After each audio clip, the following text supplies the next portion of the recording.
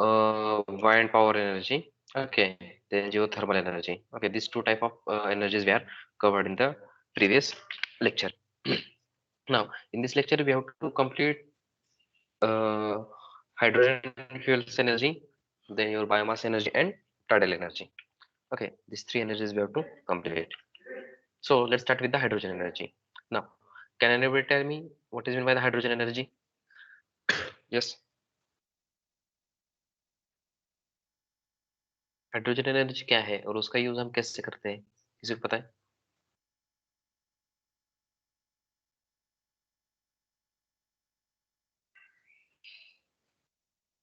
Yes,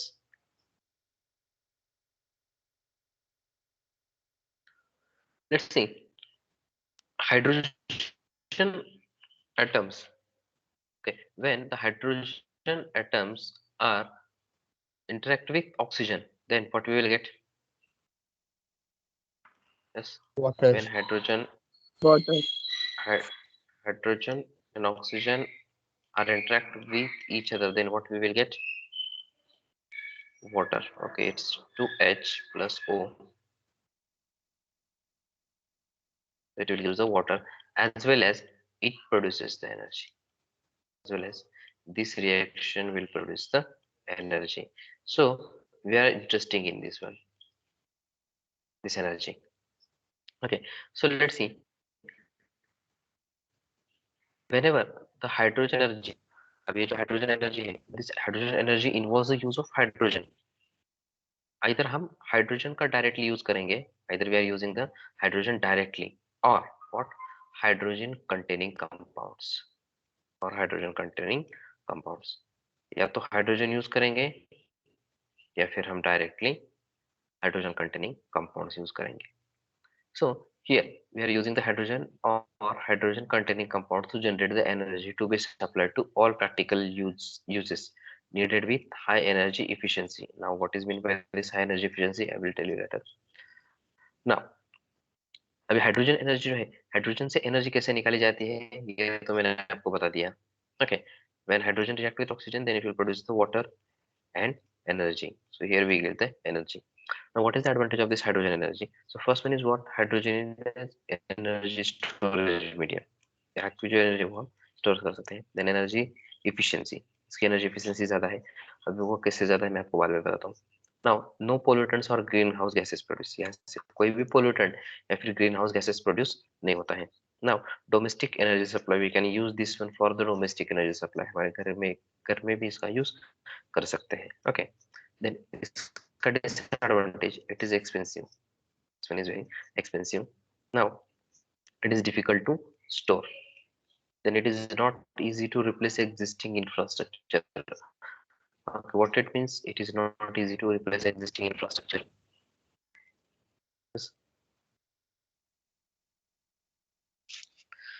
Yes, once you construct the hydrogen fuel cell, आपने hydrogen fuel cell का construction बना लिया या फिर उसको जब असेंबल कर लिया, तो उसको मॉडिफाई करना इतना इजी नहीं रहता है.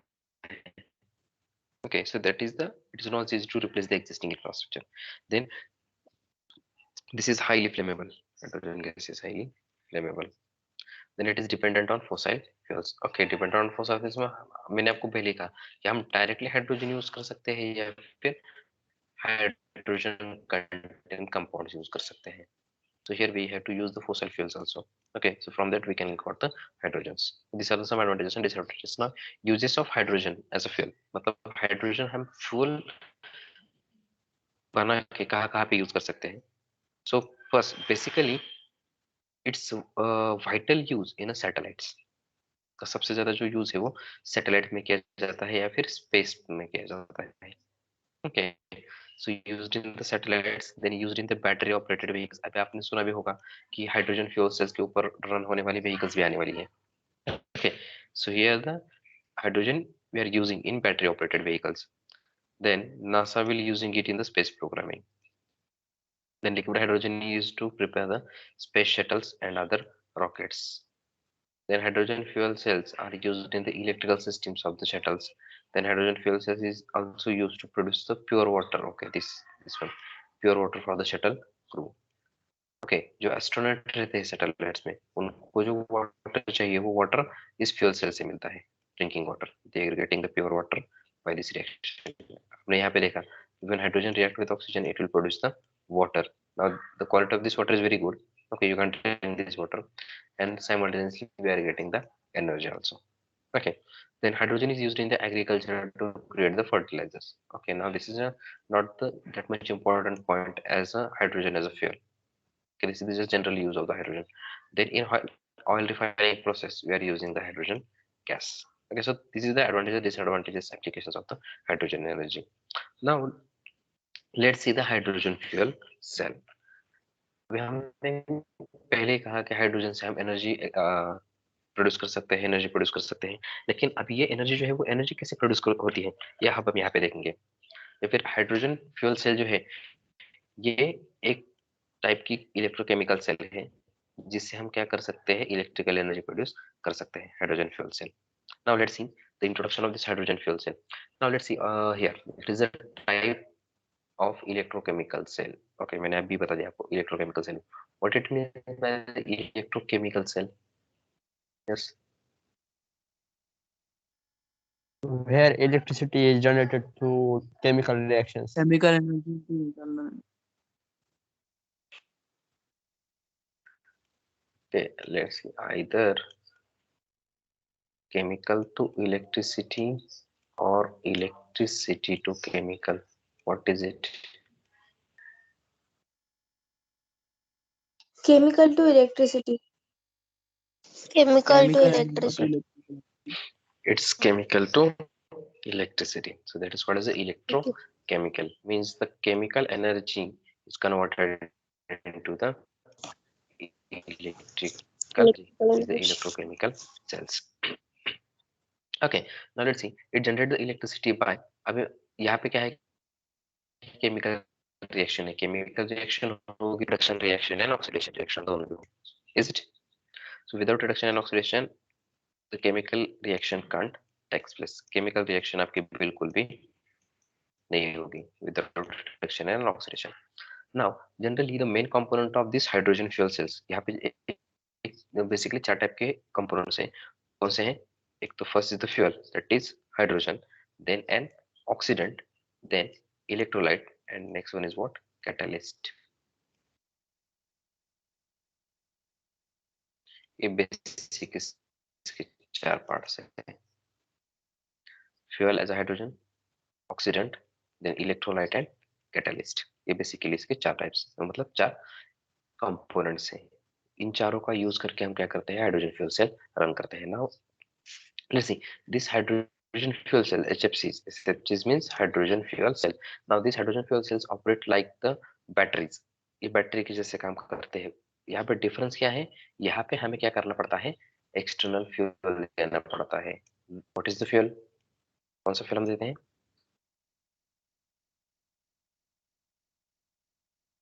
एक्सटर्नल फ्यूल कौन सा है यहाँ पे?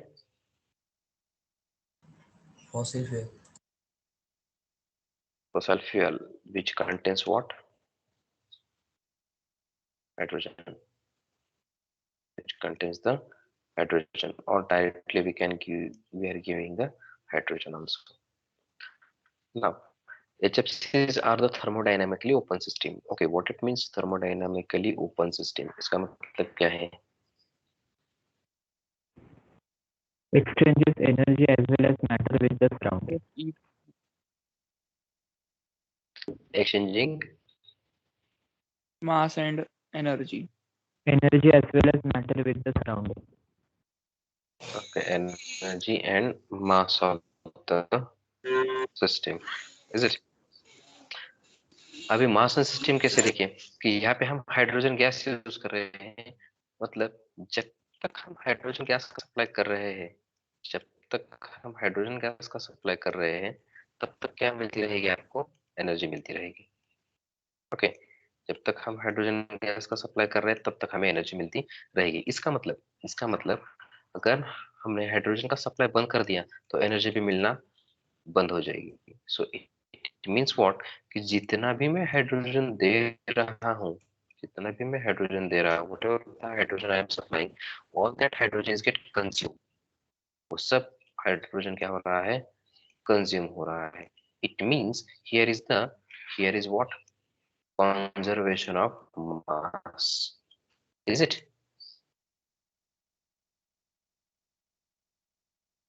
Yeah.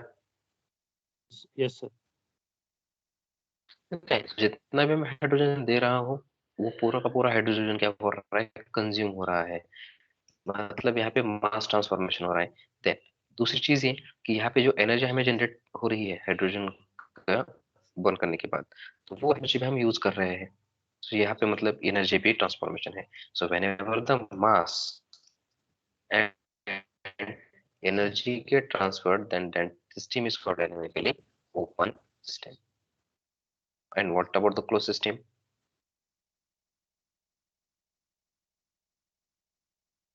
क्लोज सिस्टम में क्या होता है? No exchange of heat with surroundings. Energy is transferred, but mass doesn't Only, sir. transfer. Close में मास ट्रांसफर नहीं होता है, एनर्जी ट्रांसफर होती है. आइसोलेटेड में Neither Neither mass nor Both are energy neither transferred. energy nor energy transfer. Mass yes and energy दोनों भी transfer नहीं होते हैं. Okay, so that is the open system. So hydrogen fuel cell is what? Thermodynamically open system. Now, hydrogen fuel cells uses the hydrogen as a fuel, then oxygen as a oxidant. Okay, हमने यहाँ पे देखा है components. यहाँ पे है आपका hydrogen, then oxygen जो है, oxygen क्या है आपका? Okay, and electrolyte जो है, वो electrolyte क्या होगा आपका? यहाँ पे electrolyte जो है आपका platinum.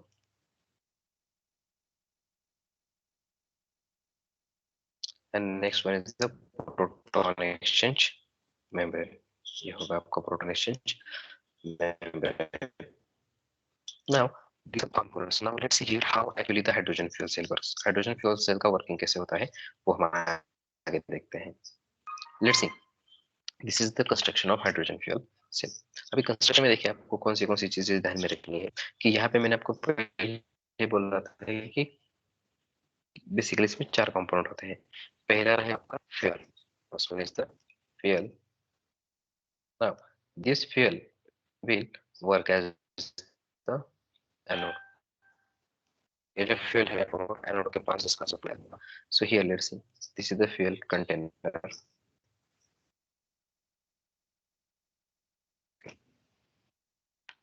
This is the fuel container. ये रहेगा आपका फ्यूल कंटेनर. ये है आपका एनोड. ओके, देन उसके बाद हम यूज करते हैं कैटलिस्ट. उसके बाद हम क्या यूज करते हैं? Catalyst. Now here the catalyst is used as a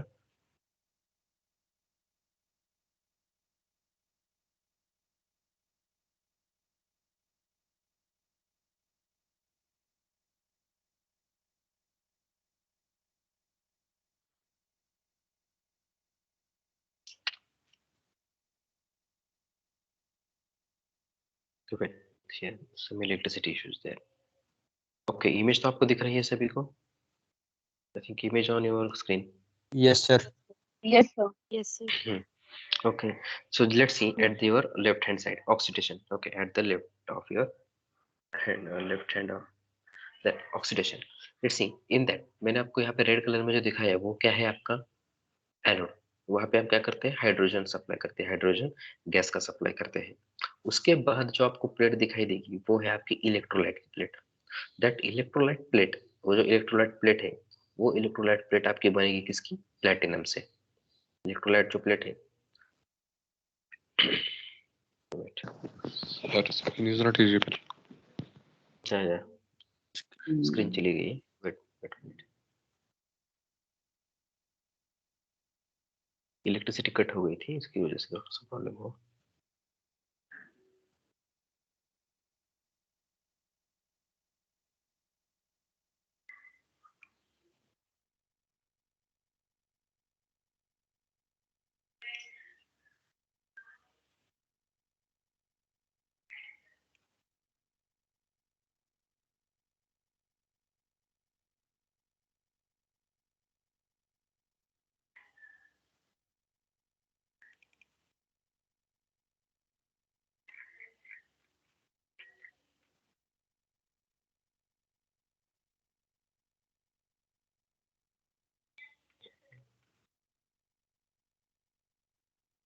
okay, अभी हमारा ये जो यूनिट है ना, ये यूनिट में दो बेसिक टाइप पार्ट्स में डिवाइड किया गया है, energy conversion methods and energy conversion devices.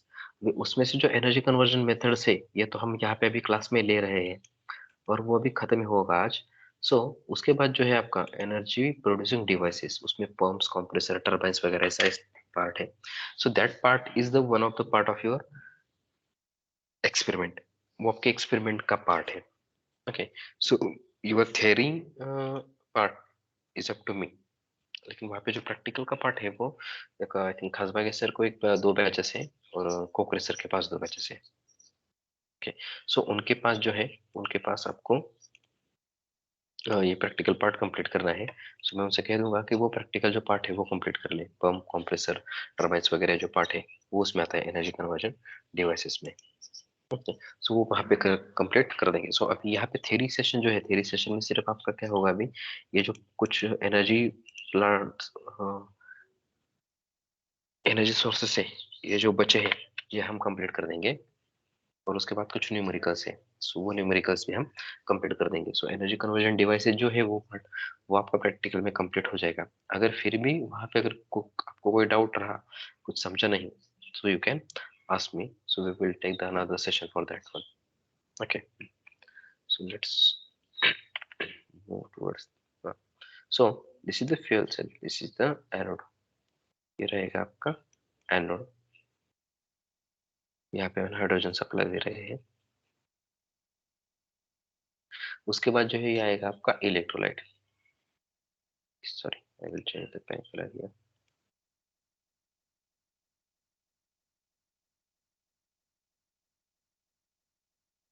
Okay, yeah.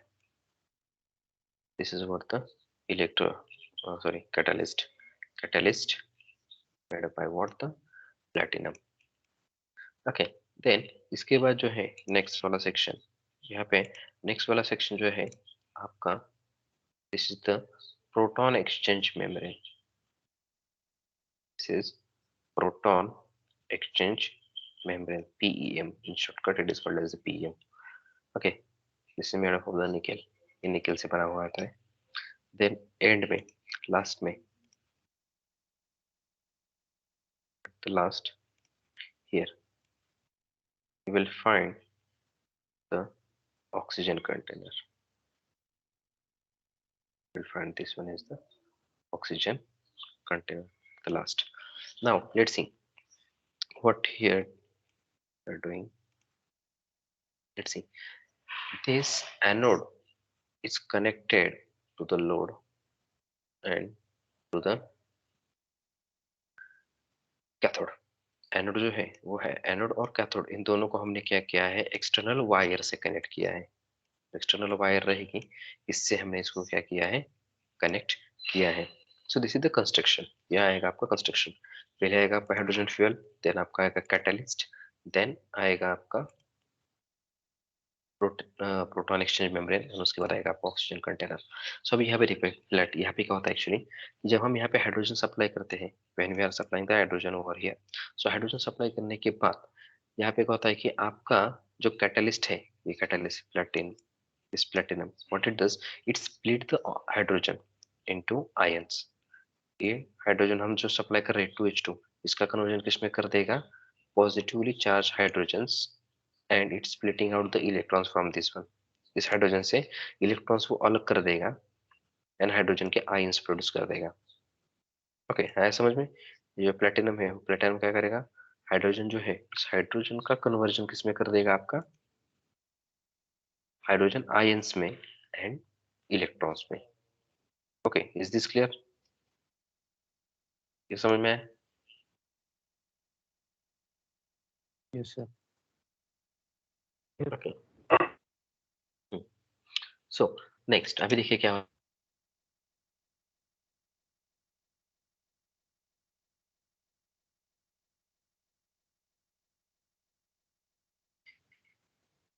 ये जो हाइड्रोजन आयंस है, ये हाइड्रोजन आयंस ये यहाँ से फ्लो होने चालू हो जाते हैं। यू कैन यहाँ से फ्लो होना स्टार्ट कर देते हैं hydrogen.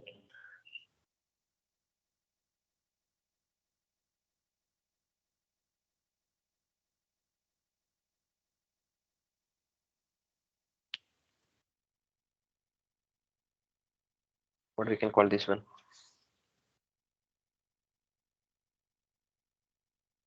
Can we call it as a proton? Yes. Yes, sir. Yes, sir. Yes, sir. Yes, sir. Okay, we can call it as the proton, and as well this is called as the cation also. Is it? Yes, sir.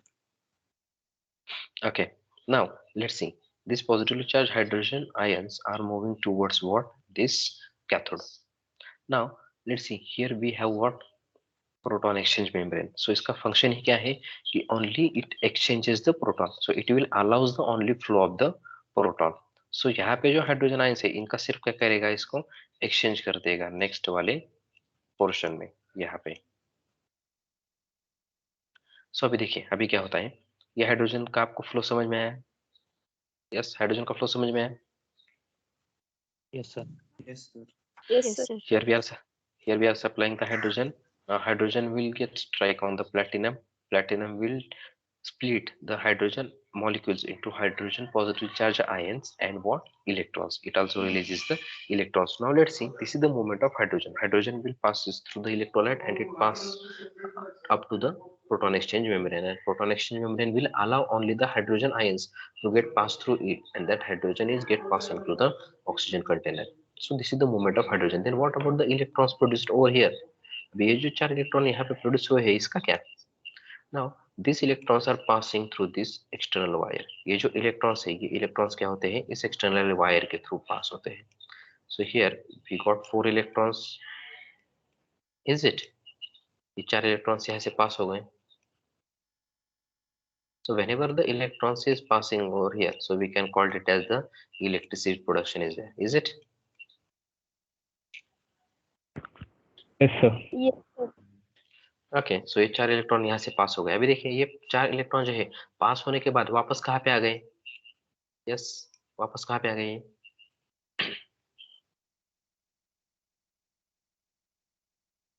Cathode के पास आ गए ना? Yes, sir. Cathode. Cathode के पास आ गए. सो अभी cathode में देखिए क्या क्या आएगा. एक तो ये जो 4 हाइड्रोजन एटम्स यहाँ पे हमने रिलीज किए हैं, ये 1 हो गया, 2 हो गया, और ये 4 एटम जो हमने यहाँ पे रिलीज किए, this one, this 4 hydrogen atoms. So ये 4 एटम्स आ गए यहाँ पे, ये देखिए 4H+. देन 4 इलेक्ट्रॉन यहाँ से आ गए, ये ऊपर से 4 इलेक्ट्रॉन्स, मतलब ये 4 हाइड्रोजन प्लस और ये 4 इलेक्ट्रॉन माइनस, इन दोनों का कुल मिला के अभी क्या हो गया? हाइड्रोजन मॉलिक्यूल हो गए. Okay, 4H, 4 hydrogen molecules. Then oxygen हम यहाँ से एक्सटर्नली पास कर रहे हैं. Now this oxygen we can take from air also. हम डायरेक्टली एयर से ऑक्सीजन ले सकते हैं. So here we are passing the oxygen. So यहाँ पे ऑक्सीजन भी आ गया है समझ में? हाइड्रोजन मॉलिक्यूल्स कहाँ से आ गए, इलेक्ट्रॉन मॉलिक्यूल्स कहाँ से आ गए, और ऑक्सीजन कहाँ से आ गए? Here we are supplying the oxygen from the atmosphere. Yes. Yes, sir. Yes, sir. Now, so when this reaction will occur, so it will produce what? Water as well as the electricity. This reaction will occur, it will produce this water as a byproduct and electricity. So यहाँ से जो है वो यहाँ से आपका क्या आ जाएगा? Water बाहर आएगा and electricity we are getting from here. So this is the construction and working of your hydrogen fuel cell. आया समझ में?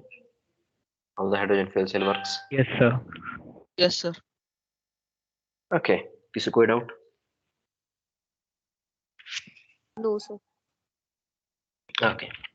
So next, uses of hydrogen fuel cell. Hydrogen fuel cell का use. Okay, we are using it in the cars, trucks, buses, and in boats also, or in submarines. Then we can use this as a source for the spacecraft. मैंने आपको पहले बता दिया spacecraft में इसका सबसे ज्यादा use होता है. Okay, or the military technology. In the military technology, we are also using this one. Then it are used in the batteries for electronics, such as the laptops and the smartphones. Then sources for uninterrupted power supplies, continuous power supply के लिए हम use कर सकते हैं. Then इसके advantages देखिए. No space needed इसलिए इसको कम जगह लगेगी. Then cooling water नहीं लगेगा इसको. Then capacity upgradation can be done. हम इसकी कैपेसिटी बढ़ा सकते हैं। हाइड्रोजन का सप्लाई बढ़ाइए, ऑक्सीजन का सप्लाई बढ़ाइए, कैपेसिटी बढ़ जाएगी। Then it did not produce any harmful emissions, okay, environmental friendly. Then fuel cell efficiency is 2 to 3 times the efficiency of traditional combination cell technology. And what it means, fuel cell efficiency? Yes.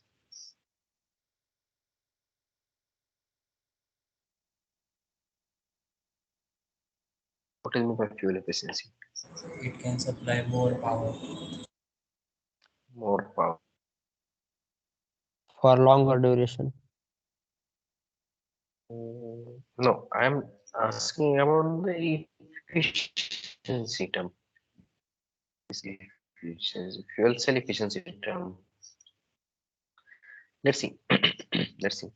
When I am taking the example of coal, if I taking the example of coal, if suppose, if suppose I 1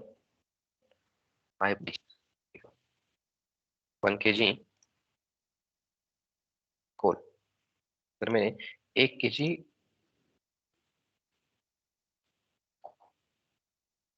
coal burn किया, 1 kg, सो इसमें से क्या होगा कि मान लीजिएगा कि 900 ग्राम ही कोल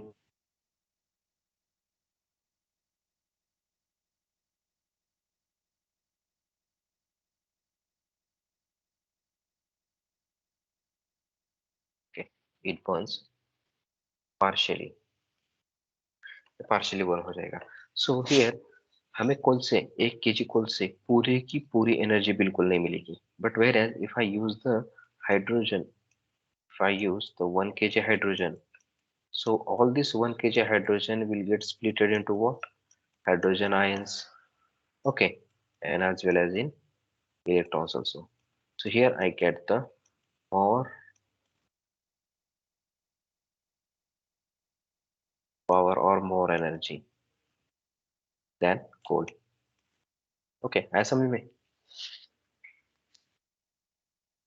Yes. Yes, sir. Okay. Now Yes, sir. disadvantages of hydrogen. Disadvantage. So its cost is very large. Then hydrogen fuel cells have very low energy density as compared to the liquid fuel cell. Then the battery packs which is currently used in the electrical vehicles weight is large range to the several hundred kilograms. Okay, इसका weight सबसे ज्यादा रहता है. Then the charging time, okay, इसका charging time भी बहुत ज्यादा रहेगा आपका. Then hydrogen fuel cells are not easy to replace existing other fuel cells. मैंने आपको पहले बता दिया. Then storage temperature should be moderate, not too low or too high. Okay, अभी too high मैंने आपको पहले बता दिया, as it is the flammable. ये क्या है? Flammable है. So हम इसका टेम्परेचर ज्यादा बिल्कुल नहीं रख सकते, एंड अगर टेम्परेचर हमने कम रखा तो केमिकल रिएक्शन ऑकर नहीं होगी। सो आपको जो टेम्परेचर है वो मॉडरेट ही रखना पड़ेगा। ओके, क्या समझ में? Yes, sir. Yes, sir. Next one is the tidal energy. Now what is mean by the tidal energy? किसी को पता है?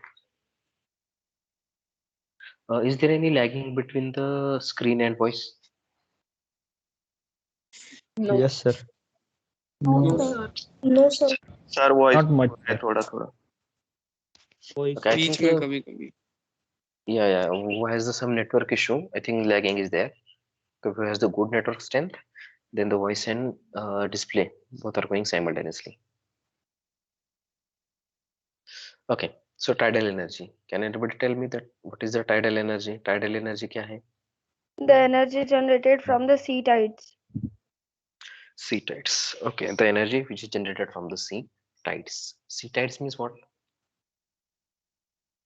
we call as the sea Wave. tides. Hmm? Waves. Rise and fall in the water level of sea. Yes, it is the rise in water level of sea as well as the fall in the water level sea. जब आप हमारे ocean के water की level कम होती है तब भी हम इसको टाइड बोलते हैं, एंड व्हेन इसकी लेवल बढ़ जाती है तब भी हम इसको क्या बोलते हैं? टाइड सी बोलते हैं। Okay, now can anybody tell me why this tides are get happened और why this tides are occurred? ये कैसे होता है? How it occurred? Gravitation of moon. Gravitation of moon. Okay. Let's see. Generally, this will happen due to the gravitational pull of these three planets. One is the sun, second one is the earth itself, and third one is the moon. इन तीनों के gravitational force की वजह से ये rise and fall of sea level होता है। ना देखिए कैसा होता है कि अगर आप देखेंगे तो जो मून है, मून मून का डायमीटर या फिर मून जो है वो अर्थ से छोटा है, मून जो है वो अर्थ से छोटा है, एंड अर्थ जो है वो सन से छोटी है, अर्थ जो है वो सन से छोटी है। सो अगर आप यूनिवर्स देखेंगे, if you see the universe, so at the center you will find the sun, at the center you will find the sun, and all the planets are get moving around this sun. अभी ये जो planets है, ये planets क्या है, different different orbitals में है। कोई सन से पास है, कोई सन से थोड़ा दूर है, कोई और दूर है। ऐसा क्यों? Yes, can anybody tell me why is this so? कोई सन के बिल्कुल पास है, कोई थोड़ा दूर है, कोई बहुत ज्यादा दूर है। Gravitational pull difference between sun and the planet. Yes, gravitational force exerted by the sun itself and that planet itself. अगर सन सबसे ज्यादा है, सन सबसे साइज में ज्यादा है, तो उसका मास भी सबसे ज्यादा है, इज इट? सन का मास भी ज्यादा रहेगा Yes, ना। sir. सो सन का मास ज्यादा होने की वजह से इसका ग्रेविटेशनल पुल भी इन सब प्लैनेट्स की से कंपेयर टू क्या है, ज्यादा है। नाउ जिन प्लैनेट का ग्रेविटेशनल फोर्स ज्यादा है वो क्या है, सन के पास है, और जिनका ग्रेविटेशनल फोर्स थोड़ा सा कम है वो सन से दूर है। So that is the reason behind this one. आया समझ में? Yes. Yes, sir. Now Yes, sir. Let's see, या let's see what exactly happens. So अभी सन जो है सबसे लार्जर है, इसलिए या उसके ऑर्बिटल्स में बाकी के क्या हो रहे हैं, सब प्लैनेट्स मूव हो रहे हैं। सो सभी प्लैनेट्स का खुद का ग्रेविटेशनल पूल है। सो इन ग्रेविटेशनल पूल की वजह से हमारे अर्थ पे जो सी लेवल है वो कम होती है या फिर बढ़ती है। There is a rise in sea level और fall in sea level. Now how it occurs, let's see here. यहाँ पे देखें नेक्स्ट स्लाइड में how it occurs. This is the earth, this one is the earth. Okay, ये रहेगी आपकी अर्थ। अभी यहाँ पे देखिएगा कि जब मून मून हमारे अर्थ के सामने आता है, so moon will exert the gravitational force on this earth area. Moon क्या करेगा, अर्थ के एरिया में ग्रेविटेशनल फोर्स क्या करेगा, एक्सर्ट करेगा। So due to this gravitational force, now let's see, this is what, the sea area, this is the sea area, again this is the sea area. So moon जो है वो moon क्या करेगा, सी level जो है water level, water को क्या करेगा, उसके साइड में एब्जॉर्ब करेगा ग्रेविटेशनल पुल की वजह से। नाउ यहाँ पे बल्जिंग ऑफ वाटर हो जाएगा, मतलब वाटर लेवल बढ़ जाएगी, इसको हम बोलते हैं high tides. We are called this one as the high tides. Now similarly the high tides occur at this edge also, यहाँ पे भी ये ऑकर होती है। नाउ यहाँ पे कैसे ऑकर होगी वो, इस अपोजिट डायरेक्शन में कैसे ऑकर होगी, due to the due to the centrifugal force. Now, centrifugal force क्या रहता है? What is the centrifugal force and how here? Centrifugal force क्या है और ये यहाँ पे कैसे आ गया? Due to Earth is rotating. Away from the center of circle. Okay, centrifugal force क्या है? सबसे पहले तो centrifugal force, that is a force generated by the any rotating element along its own axis away from the axis. That is the centrifugal force. Then अगर centrifugal का force का अगर हम एग्जांपल देखें तो सीधा एग्जांपल हमारे पास जो है, ओके ठीक है, अगर आप एक थ्रेड लेंगे, थ्रेड थोड़ा सा बड़ा थ्रेड, और उसके एक एंड में हम क्या करेंगे, छोटा सा पत्थर बांधेंगे, और उस थ्रेड को हम सेंटर से क्या करेंगे, घुमाएंगे, तो घुमाने के होता है हो वे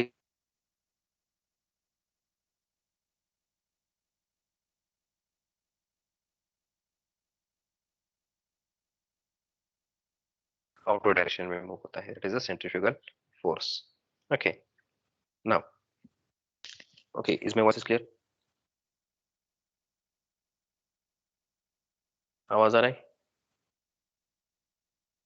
Yes, हाँ सर, आ it रहा is है। breaking in between. Yes sir, आ रहा है। Yes sir, Break it. बीच बीच। Voice break. Okay okay okay, voice अभी यहाँ पे तो है जो कॉलेज का वो नेटवर्क पे हम काम कर रहे हैं, आपके पास मोबाइल का नेटवर्क था, सो उस मोबाइल के नेटवर्क की वजह से शायद आपको प्रॉब्लम आ रही होगी। Okay, now let's see, this is the centrifugal force. Now let's see, all of you knows that earth जो है वो, अर्थ क्या है कि सन के अराउंड भी रोटेट होती रहती है और खुद के एक्सिस के साथ भी रोटेट होती है। So due to that, it will exert the centrifugal force. So due to the centrifugal force, this high bulges will get balanced by with this another high bulge at the opposite direction. So यहाँ पे भी हमें क्या मिला? High tides मिला। लेकिन अगर आप इन दो जगहों पे देखोगे, here if you check this one, यहाँ पे एक, this one, यहाँ पे एंड यहाँ पे, इन दो जगहों को, सो यहाँ पे आपको लो टाइड मिलेगी, यहाँ पे आपको लो टाइड्स मिलेगी। So this is why the tides are get forms.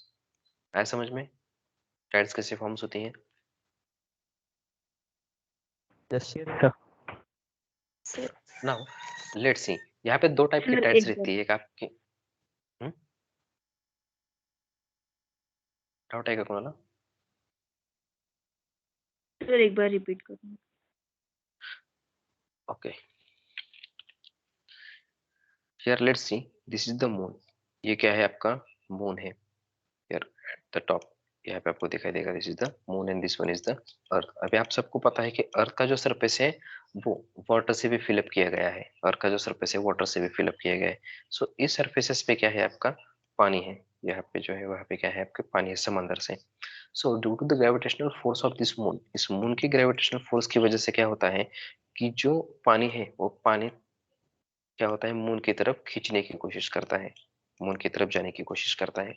सो यहाँ पे जो ओपन स्पेस है, ओपन स्पेस, यहाँ से तो जो पानी है वो पानी मून की तरफ जाएगा और यहाँ पे क्या हो जाएंगे? आपकी हाई टाइड्स जनरेट होगी। हाई टाइड्स मीन्स यहाँ पे क्या होगा? आपका rise in sea level. Then simultaneously अगर आप देखेंगे तो सेम इस हाई टाइड्स के अपोजिट डायरेक्शन में भी यहाँ पे भी आपको दूसरी हाई टाइड्स मिलेगी। नाउ ये हाई टाइड्स कहाँ से आ गई? मून तो यहाँ पे है, सो ये टाइड्स कहाँ से प्रोड्यूस हो गई? सो इसका रीजन क्या है कि due to the centrifugal force, due to the centrifugal force. Centrifugal force किसका? अर्थ का। अभी अर्थ का सेंट्रीफ्यूगल फोर्स कैसे प्रोड्यूस हुआ? हम सब जानते हैं कि अर्थ जो है वो सन के अराउंड तो रोटेट होती ही रहती है, the earth will rotate around the sun itself, sorry sun के एक्सिस के सामने भी वो रोटेट होगी, लेकिन खुद के एक्सिस से भी क्या होती है? वो रोटेट होती रहती है। अर्थ क्या हो रहती है? खुद के एक्सिस से भी रोटेट होगी। सो जब कोई भी चीज खुद के एक्सेस से रोटेट होती है तो उसमें क्या हो जाता है? उस चीज में सेंट्रीफ्यूगल फोर्स क्रिएट हो जाता है। Centrifugal force will always direct from what? Center to circumference. Centrifugal force कहाँ पे जाता है? Centre to circumference.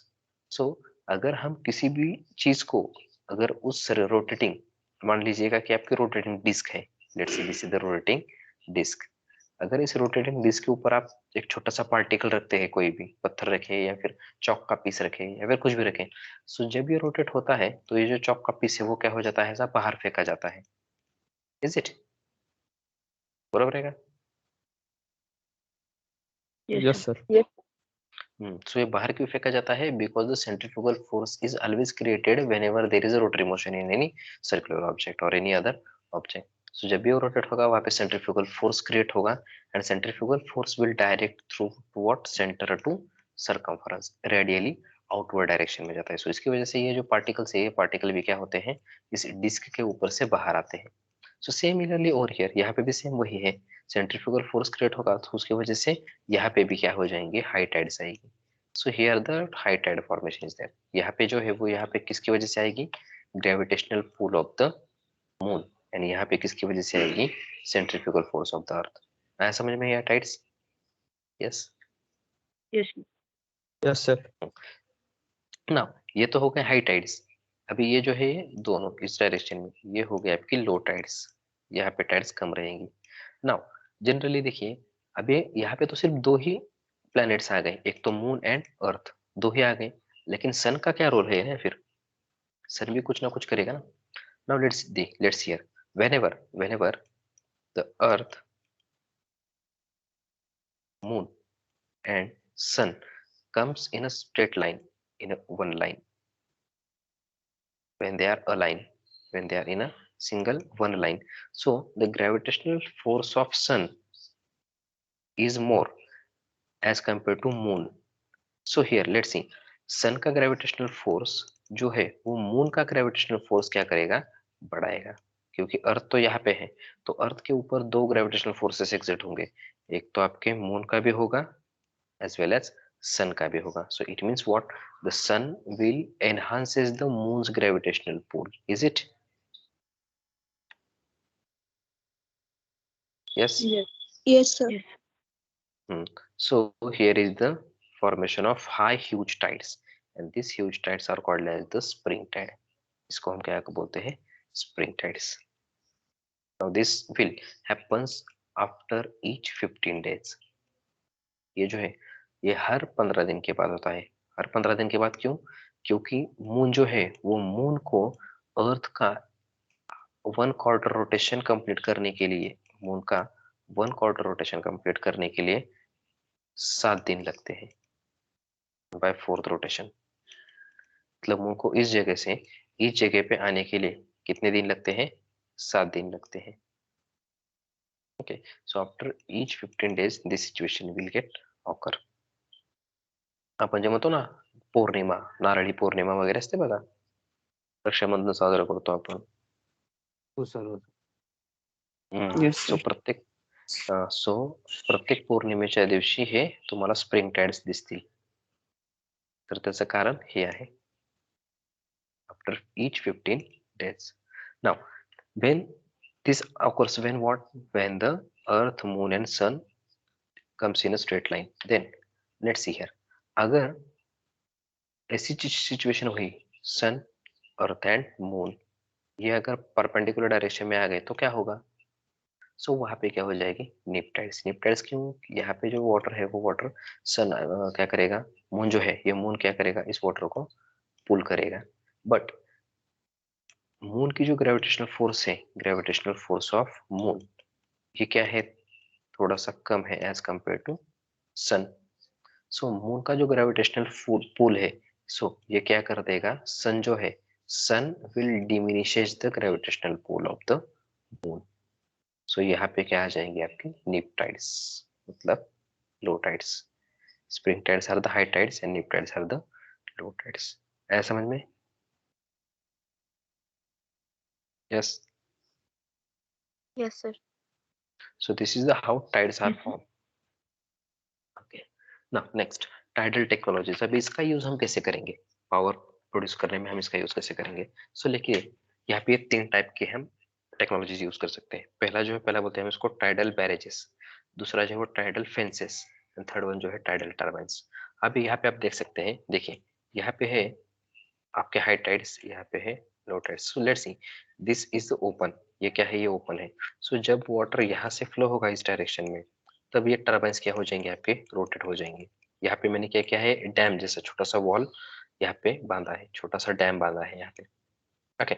सो यहाँ से क्या हो जाएगा? वाटर जो है, वाटर नीचे लेवल से क्या जाएगा? पास हो जाएगा. सो जब वाटर यहाँ पे पास होगा तो क्या होगा? टर्बाइन को रोटेट करेगा. और बाकी का तो आपको पता है, टर्बाइन हम जनरेटर से कनेक्ट करते हैं and generator will produce the electricity.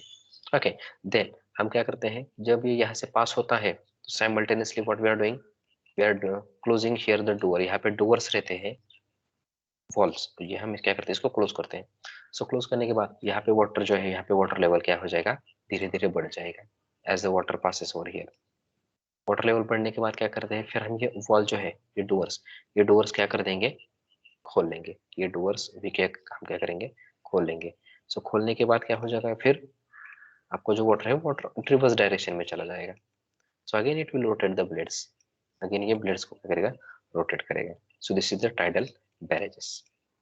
Then tidal fences में क्या है, आपके वर्टिकल ब्लेड्स रहते हैं, vertical blades. So this blades will rotated due to the movement of water. Same यहाँ पे भी वैसा ही है, टाइडल टर्बाइन्स में भी same the same things over here. यहाँ पे टर्बाइन के ब्लेड्स रहेंगे, यहाँ पे आपका छोटा सा जनरेटर रहेगा, here we are using the generator. Okay, so this is the tidal technologies. आया समझ में how we are using the tidal energy to produce the electricity? Yes, sir. Okay, Yes, sir. Now Yes, sir. Now okay, किसी को इसमें कोई doubt है? Sir इन तीनों में No, से sir. कौन सी सबसे No. ज्यादा एफिशिएंट है? क्या क्या? इन तीनों में से सबसे एफिशिएंट कौन सी है? Okay, out of this three, yes sir. yes, tidal barrages, this is the most efficient because we are using the forward direction of water as well as the reverse direction of water। हम दोनों भी direction का use करते हैं यहाँ पे। Okay sir. Okay, anything else? Okay, let's move forward. Next one is the biomass energy। आगे जो है वो बायोमास एनर्जी। नाउ जनरली, अभी ये तो आप सबको पता ही है, आपने 12th में पढ़ा है सभी biomass energy. Generally this biomass energy is generated और produced by what? Living organism और वंस लिविंग ऑर्गेनिज्म। मतलब अभी जो जिंदा ऑर्गेनिजम्स है उनका यूज करके भी, या फिर जो पहले जिंदा थे उनका यूज करके भी जो एनर्जी हमें मिलती है उसको हम क्या बोलते हैं? Biomass energy.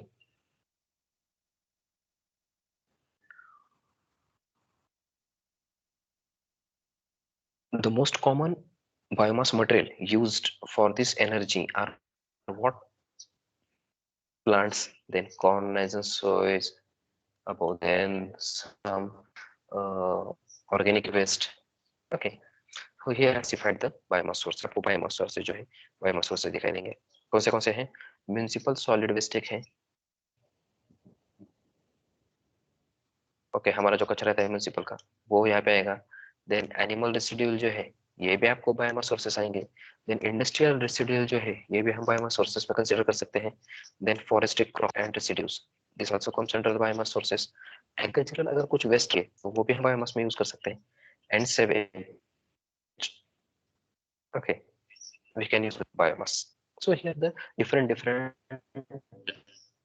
biomass sources are there। Now generally biomass इन जो है इसका यूज हम कैसे करते हैं? How the energy we are getting, let's see here.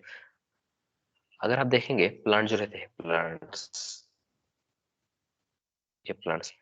क्या करते हैं कि फोटोसिंथेसिस के दौरान, at the time of photosynthesis they are absorbing the sun energy है इसकी।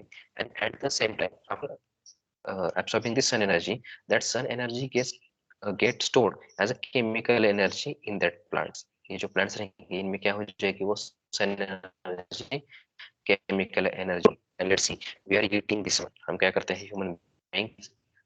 हम क्या करेंगे? इसको eat करेंगे। so हम जब this chemical energy is converted into again the chemical energy। fructose, sucrose, proteins, ये सब हमारे बॉडीज में क्या होता है फिर बाद में फॉर्म किया जाता है। So this chemical energy stored in the plants is get converted into the chemical energy in our body। Now कभी कभी हम प्लांट्स को क्या करते हैं? हम प्लांट्स को हीट भी करते हैं, बर्न भी करते हैं। सो बर्न करने के बाद ये क्या मिलती है? हीट एनर्जी मिलती है। सो this is example that every plant stored the energy in it in the form of chemical energy। हर एक प्लांट क्या करता है? खुद के अंदर कुछ ना कुछ केमिकल एनर्जी स्टोर करता है। And we are utilising that chemical energy by using these two methods। First one is what? By direct combustion और another by fermentation। दोनों भी हो सकता है। इधर हम वो एनर्जी डायरेक्ट कंबशन के थ्रू भी यूज कर सकते हैं या फिर फर्मेंटेशन के थ्रू भी यूज कर सकते हैं। डायरेक्ट कंबशन में क्या करते हैं? हम डायरेक्टली बायोमास को बर्न करते हैं।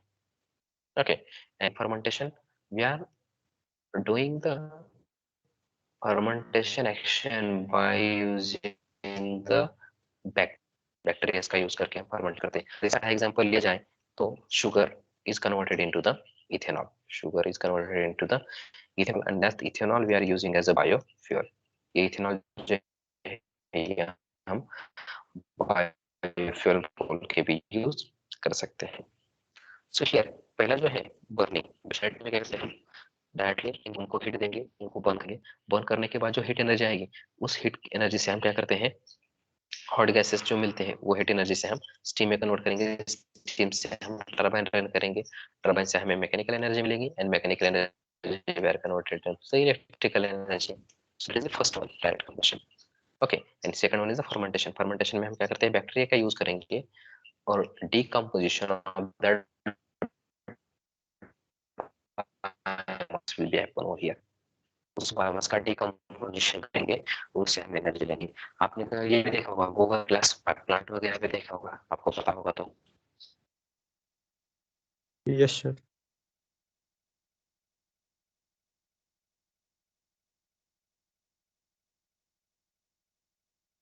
उनका फर्मेंटेशन प्रोसेस किया जाता है जमीन के अंदर.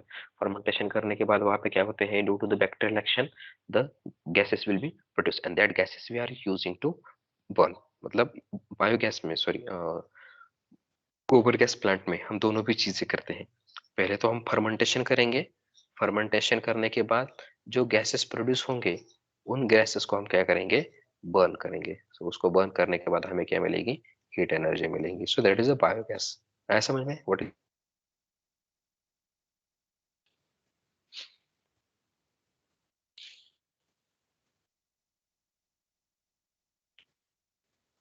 Yes,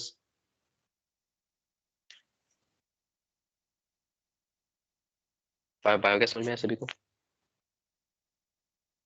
yes, am I audible? Yes, sir. Okay.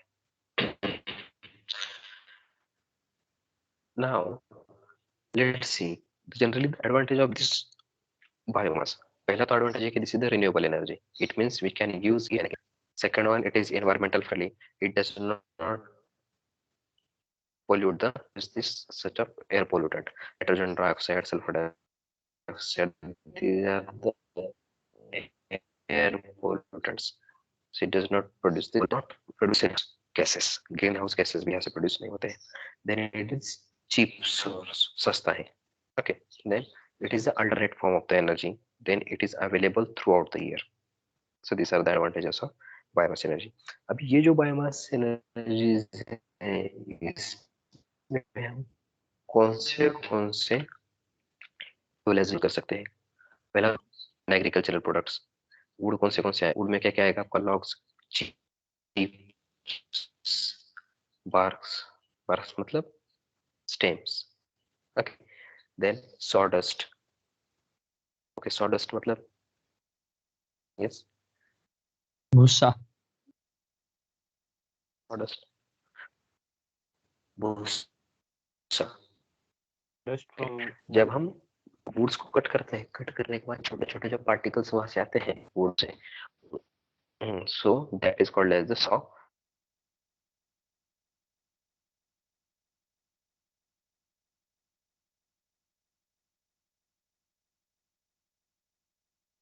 wood. It means wood contributing 44% in the biomass energy. Okay. Then similarly हम agricultural waste भी use कर सकते हैं, like your fruit pits and the corn cobs. जो आपके ज्वार, गेहूं, मेज, मक्का, बाजरी वगैरह ऐसे जो सब कुछ ग्रेन्स है, ओके, उन ग्रेन्स का बचा हुआ स्टेम या फिर उनके जो लीव्स रहते हैं वो leaves. Okay, so that we can use as agriculture waste. उसका भी हम एग्रीकल्चर वेस्ट यूज कर सकते हैं as a biomass. Next is the solid waste. अब सॉलिड वेस्ट में क्या क्या आएगा? सॉलिड वेस्ट में जो हम घर में यूज करते हैं गार्बेज वगैरह वो सब इसमें आता है. Okay. Then landfill gas and the biogas. अबे आपको तो पता है जमीन के नीचे गैसेस से सीएनजी वगैरह ऐसा सब कुछ रहता है. Okay, that comes under this one, landfill gas and the biogas. Biogas का मैंने आपको अभी बता दिया था. Then ethanol. Now this is comes from the fermentation. This comes under the process of fermentation. Sugar जो रहता है, शुगर्स का हम क्या करते हैं, यहाँ पे फर्मेंटेशन करते हैं. फर्मेंटेशन करने के बाद आपको हमें क्या मिलेगा? Ethyl alcohol. Ethyl alcohol is called as the ethanol, and this ethanol we can use in the petrol also. हम इसका पेट्रोल में भी यूज कर सकते हैं as a biofuel. Okay, then biodiesels. अभी बायोडीजल्स मतलब क्या? अगर हम व्हीकल्स में पेट्रोल प्लस ऑयल्स इनका यूज करते हैं, so generally this is called as the blending. इसको हम क्या बोलते हैं? ब्लेंडिंग। मिक्सिंग ऑफ पेट्रोल और diesel with the help with the oil, it is called as the blending. Okay, and that ratio is denoted by this: B2 biodiesel 2%, B5 biodiesel 5%, B20 biodiesel 20%, B100 biodiesel 100%. What this means? 2%, 5%, 20% and 100%.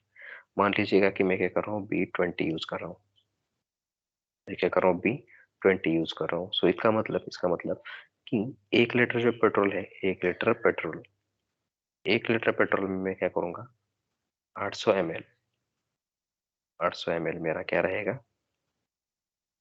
Petrol रहेगा, and 200 ml, 200 ml मेरा oil रहेगा। अभी ये जो oil है, ये oil आप directly से यूज नहीं कर सकते हैं। मतलब आपका जो बायोडीजल है, you can use as a vegetable oils, animal fats, greases, okay, then restaurant greases और restaurants unused oils. Okay, so this we can use as the biodiesel. But ऐसा बिल्कुल नहीं है कि आपके घर का खाने का तेल ले लो, सोयाबीन का या फिर किसी का, वो तेल ले लो और उसको पेट्रोल के साथ क्या करो, ब्लेंड करो और हम हमारी व्हीकल में यूज करो। ओके, ऐसा बिल्कुल नहीं होता। आपको इसको फर्मेंटेशन करना पड़ता है सोयाबीन का, esterification, we can called as the esterification. Soybean के ऑयल का हमें क्या करना पड़ेगा, स्टरीफिकेशन करना पड़ेगा, and then we use this one as in the petrol. Directly घर में जाके ऐसा बिल्कुल मत करना, सोयाबीन की थैली ले ली, पेट्रोल में डाल दी और उन दोनों को मिक्सिंग करके पेट्रोल की टंकी में डाल दिया। Okay, don't do like this, ऐसा बिल्कुल नहीं होता है। सोयाबीन को हम क्या करते हैं, स्टरीफिकेशन प्रोसेस के थ्रू क्या करते हैं, दूसरा बायोडीजल ऑयल प्रोड्यूस करेंगे, and that oil we are using in the petrol. Okay, so this is the biomass energy. I think this is clear to you, biomass energy. किसी को कोई Yes, doubt? sir. Yes, anybody have any doubt? Sir वो E10 E20 petrol वो क्या होता है? E10 मतलब ethanol 10%, ethanol 20%। By volume मैंने आपको बताया था ना, अगर हम 20% बोलते हैं, 20% का मतलब क्या है कि हम अगर हम अगर 1 लीटर पेट्रोल ले रहे हैं, तो 1 लीटर पेट्रोल में क्या करेंगे, 800 ml पेट्रोल लेंगे एंड 200 ml इथेनॉल डालेंगे, सो दैट इज द E20। अगर हम स्पेसिफिकली इथेनॉल यूज करते हैं तो ई बोलते हैं इसको, E5, E10, E20। अगर हम बायोडीजल यूज करते हैं, सोयाबीन ऑयल वगैरह ऐसा, सो उसको हम क्या बोलते हैं, B10, B20, because that is the biodiesels, those are the biodiesels, and here it is the ethanol. Ethanol is the alcohol, biodiesels are not the alcohol. Okay, biodiesel alcohol नहीं रहते हैं। Okay okay sir, thank you. Okay, और किसी को कोई doubt?